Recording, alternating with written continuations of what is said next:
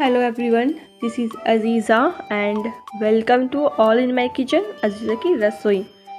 आज मैं आप सबके सामने लेकर के आई हूँ कच्चा पपीता का भुजिया बनाने का रेसिपी, जिसे बनाना बहुत ज़्यादा आसान है और बस क्विकली ये बन करके तैयार हो जाता है। बहुत जल्दी ये बन करके तैयार होता है और खाने में ये बहुत ज़्यादा टेस्टी लगता है। आप इसे चावल के साथ, रोटी के साथ आप खा सकते हैं। तो चलिए इस रेसिपी को हम बनाना शुरू करते हैं। तो इसे बनाने के लिए मैं यहाँ पर घर का पपीता ली हूँ। ये जो पपीता है वो आधा कच्चा है, आधा पका हुआ है। ज़्यादा पका नहीं है और ज़्यादा कच्चा भी नहीं है। एक पपीता वैसा है, दूसरा जो पपीता है वो गिर के थोड़ा सा दरार आ गया, वो पूरा कच्चा है। तो इसे हम सबसे पहले धो करके अच्छी तरह से वॉश करके इसे हम कट कर लेंगे। सबसे पहले इसका ऊपरी हिस्सा और निचला हिस्सा को कट कर लेंगे और इसका जो छिलका है उसे भी हम अच्छी तरह से कट कर लेंगे।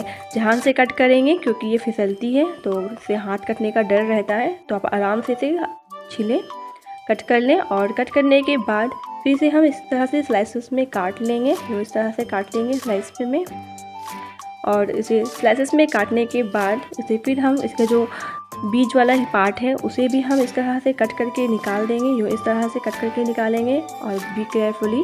और उसके बाद इसे छिलने के बाद, इसे इस तरह से काटने के बाद हम इसे पीस में रफली चॉप कर लेंगे। ज़रूरी नहीं कि आप एक समान ही काटें, आप रफली चॉप कर सकते हैं। और हम एक कुकर लेंगे, कुकर को में हम मस्टर्ड ऑयल डालेंगे। मस्टर्ड ऑयल में सबसे पहले यहाँ पे हम जीरा, क्यूमिन सीड का फ़ोरन देंगे।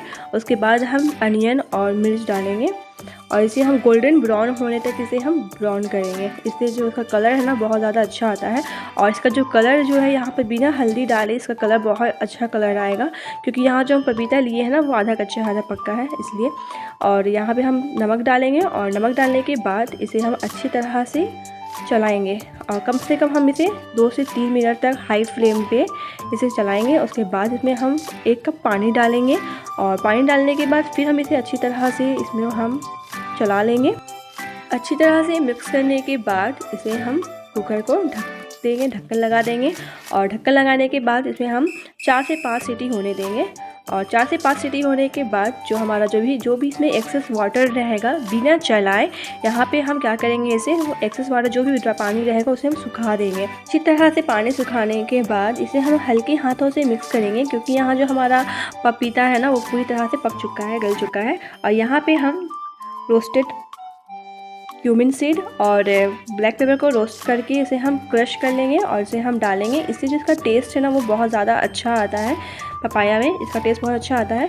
और इसके बाद हम हाई फ्लेम पे पकाएंगे और इसका जो गैस का फ्लेम को हम ऑफ कर देंगे। अब इसे मैं आपको टेक आउट करके डिश आउट करके दिखाती हूँ मैं आपको। तो फ्रेंड्स, ये खाने में बहुत ज़्यादा टेस्टी लगता है। और आप देख रहे हैं ना यहाँ पे बिना हल्दी डाले, बिना कुछ डाले इसका कलर देखिए कितना सुंदर सा कलर आया है। और इसका कलर आने के पीछे जो रीज़न है वो पपीते की वजह से है। जो पपीता हल्का कच्चा था, हल्का पक्का था, तो उस पपीता के कलर की वजह से इसका जो कलर है वो इतना प्यारा कलर आया है कि आप देखने में ही लग रहा है कितना टेस्टी लग रहा है।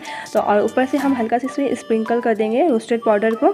तो इसमें रोस्टेड पाउडर डालने से इसका जो टेस्ट है ना वो बहुत ज़्यादा इन्हेंस हो जाता है, बहुत ज़्यादा टेस्टी लगता है। आप इसको एंजॉय कर सकते हैं राइस के साथ और चपाती के साथ, ये बहुत ज़्यादा टेस्टी लगता है। और क्योंकि ये जो पपीता है वो बहुत ज़्यादा मीठी पपीता है, तो इसकी वजह से ये बहुत ज़्यादा अच्छा लगता है खाने में।